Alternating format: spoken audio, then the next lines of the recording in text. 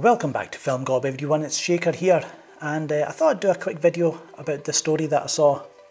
It's about Venom's box office success and how it might hurt Marvel Studios as they're trying to get the rights back to these characters, you know, when it comes to Spider-Man, Venom, all the related characters. It might hurt their chances, so let's see what it says. Venom's success may stop Spider-Man rights returning to Marvel.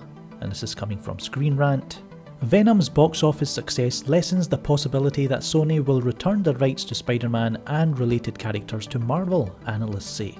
Sony officially kicked off their own superhero cinematic universe with director Ruben Fleischer's movie starring Tom Hardy as Eddie Brock. And from the looks of it, fans will see more of the actor in the role as the studio is expected to continue building the franchise. The public wasn't sold on the idea that a Venom standalone film could work without the involvement of Spider-Man, considering how connected the two's narratives are. So if you remember, I did like the movie. I gave it about a 3.5 out of 5. If you've not seen my review, I'll link it up here. You can also go and check out Shorty McShortbread's Rotten review, and he went in a bit more in depth into the background and the media circus surrounding the movie, and you know, the bots, if you remember.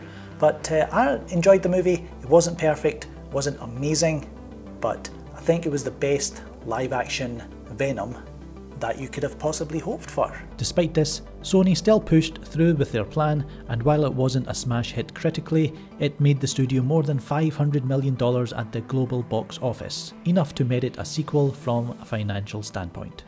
This might be good news for those who liked the movie, but not so much for fans hoping that the Spider-Man rights will be fully returned to Marvel, similar to what's happening with the X-Men and Fantastic Four over at Fox. A lot of MCU fans think that just because these characters, you know, are coming back to Marvel Studios, suddenly you're going to get these amazing Fantastic Four movies, X-Men movies, Venom movies.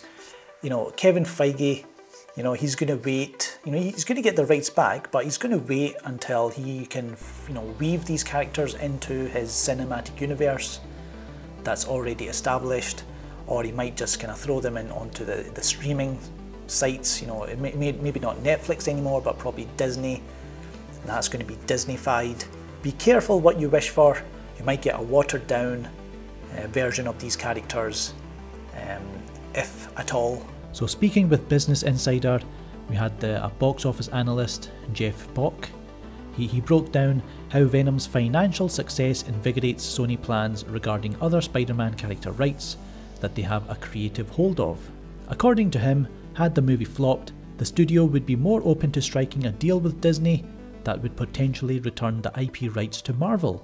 If it had failed, there is a chance Sony would have definitely returned to the bargaining table with Disney. Now, that's up in the air. Sony took a calculated risk with Venom, and it's now going to be a series. It seems Disney needs Sony's Spider-Man more than Sony needs Disney. If they consistently make films audiences want to see, Disney will have to buy Sony to get Spider-Man back. Well, can you imagine Disney buying Sony Pictures after the way everyone reacted when Disney purchased 20th Century Fox? Can you just imagine the reaction if they try to buy another big studio, this time Sony Pictures? I cannot see it happening, but you never know. This is just the beginning of Sony's re-emergence as a studio of box office distinction. They're not giving it up without a fight. Another analyst backed up Bock's statement, citing that the box office haul for Venom will only motivate Sony to push through with their own cinematic universe. $500 million in revenue for Venom worldwide proves that this is no fluke, and despite a critical drubbing, the film has found great favour with audiences who are fully vested in the Spider-Man brand, as well as their embracing of Tom Hardy. He's not wrong, as while the film wasn't a hit overall, there are those who genuinely enjoyed it and are actually looking forward to its sequel. Aside from a Venom follow-up film, Sony is also planning a slew of other projects revolving around Spider-Man characters, such as Jared Leto's Morbius the Living Vampire, and Silver Sable and Black Cat. But the spin-off I'm looking forward to the most is Kraven the Hunter. Yes, even without Spider-Man, I think they could make a pretty cool movie about Kraven. I think the script is complete, so you might get it sooner rather than later. So let me know in the comments below how you feel about the story, Venom's box office success, the rights possibly staying at Sony Pictures, and these upcoming spin-offs. Click that like button, share, and of course subscribe if you haven't already.